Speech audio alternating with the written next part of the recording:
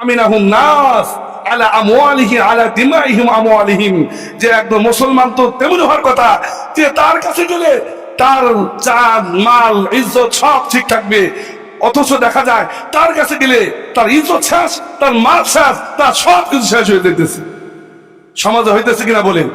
অথচ সে মনে মনে ভাবতো, হায় আফসোস, আজকে যদি গরিবের কাছে না গিয়ে আমি যদি জঙ্গলে যেতাম তাহলে আমার জন্য জঙ্গলে প্রাণী আমাকে নিরাপদ দিত। আজকে মানুষ হয়ে মানুষকে নিরাপদ দিচ্ছে না। এই জন্য ভাই, এই ধরনের কাণ্ড আমাদের ঘটানো যাবে। সোশ্যাল মিডিয়ায় সোহাগ নামক এক ব্যক্তিকে নির্মমভাবে হত্যা করা হয়েছে, কি বলেন ঠিক না?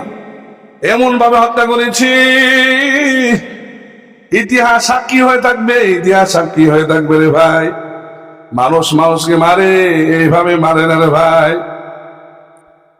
এমন মারা মারছে, শুধু তাই নয়, মরণ হওয়ার পরও দুইবার পাথর নিক্ষেপ করেছে বুকের উপর, কি বলেন ঠিক না?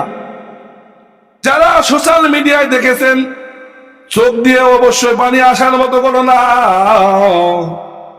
এই জন্য ভাই, যদি আজকে রাষ্ট্রীয় ভাবে এই ঘোষণা থাকতো যে যে যেভাবে হত্যা করবি তাকে সেইভাবে হত্যা করা হবে, তাহলে এই পৃথিবীতে আর কোনদিন হত্যাকাণ্ড করত না। কে করছে এটা আমার দেখার বিষয় না, কোন গ্রুপ করছে আমার দেখার বিষয় না। দেখার বিষয় হলো কোন মুসলমান ভাইকে অন্যভাবে হত্যা করা যাবে না, সেটাই হলো দেখার বিষয়। সে যত বড় অপরাধ করুক না কেন, সে যত অন্যায় করুক না কেন, আল্লাহ পাক রব্বুল আলামিন কাউকে হত্যা করার জন্য দুনিয়ায় পাঠায় নাই। আল্লাহ পাক রব্বুল আলামিন পর্যায়ক্রমে বিধান নাযিল করেছেন, যদি কেউ অন্যায় করে রাষ্ট্রীয় তাকে শাস্তি দিবে, কি বলেন? যে যতটুকু অন্যায় করবে ওই অনুযায়ী রাষ্ট্রীয় তাকে শাস্তি দিবে। কোন ব্যক্তিকে আইন হাতে নিয়ে হত্যাকাণ্ড করানোর জন্য কাউকে হুকুম প্রদান করা হয় নাই। এজন্য ভাই, হাদিসের মধ্যে আছে আল্লাহর নবী সাল্লাল্লাহু আলাইহি ওয়াসাল্লাম বলেন, দিলের কান্দে শুনতে হবে ভাই, লক্ষ্য করে শুনেন কি বলছে হাদিসের মধ্যে। অন্যায় ভাবে যারা হত্যা করবে তাদের পরিণাম কি হবে? হাদিসের মধ্যে আছে, قال رسول الله صلى الله عليه وسلم لزوال الدنيا أهون على الله من قتل رجل مسلم। আল্লাহর নবী সাল্লাল্লাহু আলাইহি ওয়াসাল্লাম বলেন, কোন মুসলমান ভাইকে, কোন মুসলমান ব্যক্তিকে অন্যায়ভাবে হত্যা করা আল্লাহর কাছে অধিক ঘৃণিত হলো। এত ঘৃণার বস্তু, তুচ্ছ বস্তু হবে। দুনিয়া যদি ধ্বংস হয়ে যাইতো, দুনিয়া ধ্বংস হইলে আল্লাহর কাছে ততটা খারাপ লাগতো না যতটা খারাপ লাগে কোন মুসলমান ব্যক্তিকে অন্যায়ভাবে হত্যা করলে। আল্লাহ নবীজি বলেন, কোন মুসলমান ব্যক্তিকে অন্যায়ভাবে হত্যা করা আহ্বান আল্লাহর কাছে অধিক নগণ্য। যদি দুনিয়া ধ্বংস হয়ে যাইতো তাহলে আল্লাহর কাছে ততটা খারাপ লাগতো না যতটা খারাপ লাগে কোন মুসলমান ভাইকে বোনকে অন্যায়ভাবে হত্যা করা। অন্য হাদিসে বলতেছে আল্লাহর নবীজি বলেন, সিবাবুল মুসলিমি ফুসুকুন ওয়া কিতালুহু কুফরুন। এটা কোনো কাব্য কবিতা না, হাদিসের মধ্যে আছে, বুখারী মুসলিম শরীফের হাদিস। আল্লাহর নবী সাল্লাল্লাহু আলাইহি ওয়াসাল্লাম বলেন, কোন মুসলমান ভাই বোনকে অন্যায়ভাবে গালি দেওয়া এটা হলো ফাসিকি, ওয়া কিতালুহু কুফরুন, অন্যায়ভাবে হত্যা করা হলো কুফরি। যে অন্যায়ভাবে হত্যা করে সে কাফের হয়ে যায়, আর কাফেরের ঠিকানা হলো খালিদিনা ফিহা মুখাল্লাদুন আবাদা, চিরস্থায়ী ঠিকানা জাহান্নাম। ওই জাহান্নামে আর কোনদিন বের হবে না। আল্লাহ পাক রব্বুল আলামিন ফেরেশতাদেরকে বলবেন, ওর উপর অভিশাপ করো।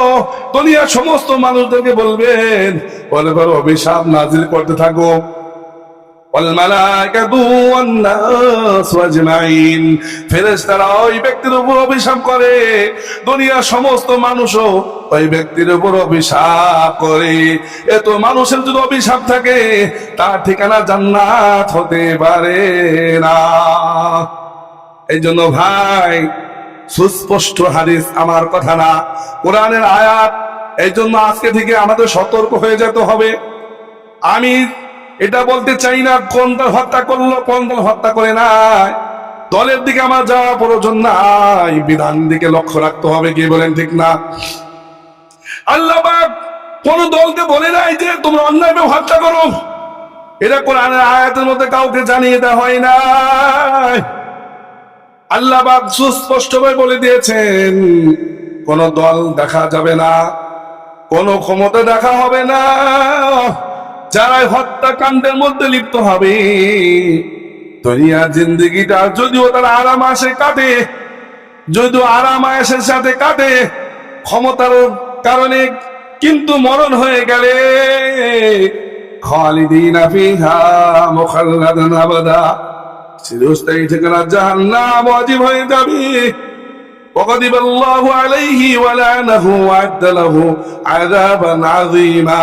যে রব আমাকে বানিয়েছেন আপনাদেরকে বানিয়েছেন, সেই রব তার প্রতি ক্রোধ রাগান্বিত হয়ে যাবেন, তার প্রতি অভিশাপ নাজিল করবেন। শুধু তাই নয়, وأعد له عذابا عظيما।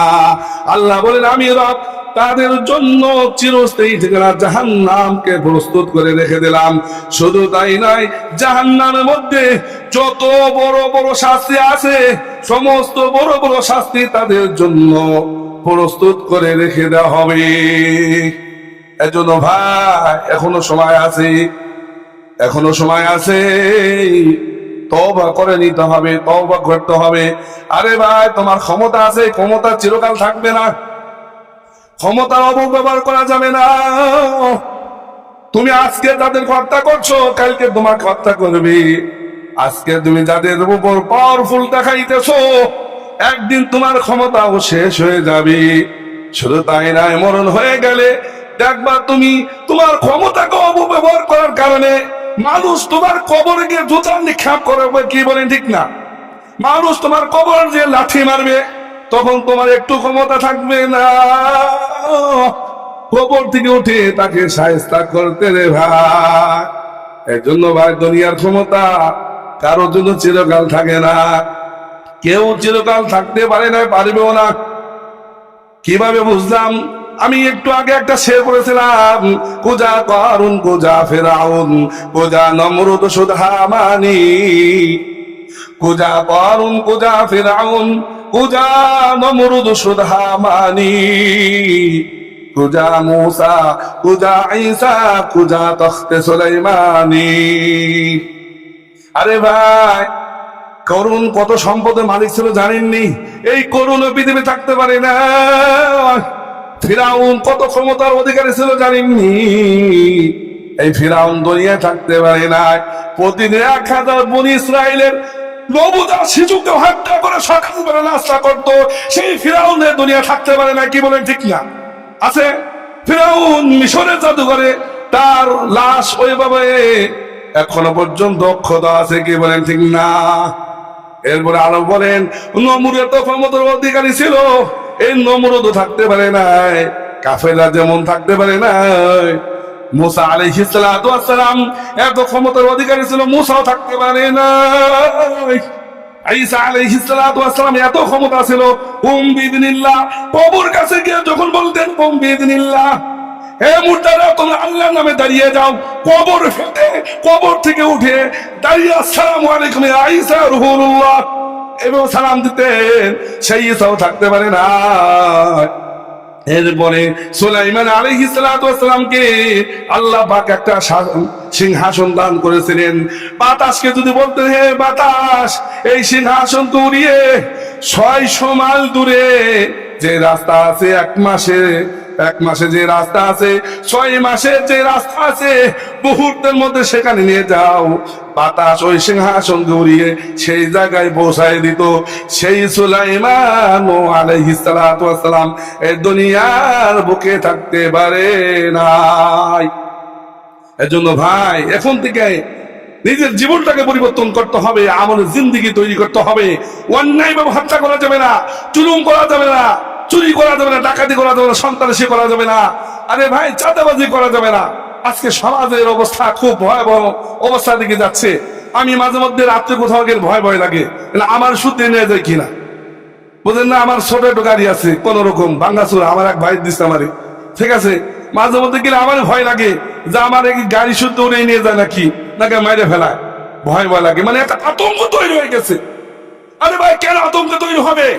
এই সমাজ তো তোমার জন্য ওয়াজিব ছিল যে তুমি সমাজটাকে সুশীল করবা, সুন্দর করবা। সমাজের মানুষ, হাদিসের মধ্যে আছে যে আল্লাহ নবী সাল্লাল্লাহু আলাইহি ওয়াসাল্লাম বলেন, আল মুসলিমু মান সালিমাল মুসলিমুনা মিন লিসানি ওয়া ইয়াদিহি ওয়াল মুমিনু মান আমিনাহুন নাস। আল্লাহ নবীজি বলেন, পরিচিত মুসলমান হলো ওই ব্যক্তি যার হাত মুখ হতে অন্য মুসলমান নিরাপদে থাকবে। কি বলেন?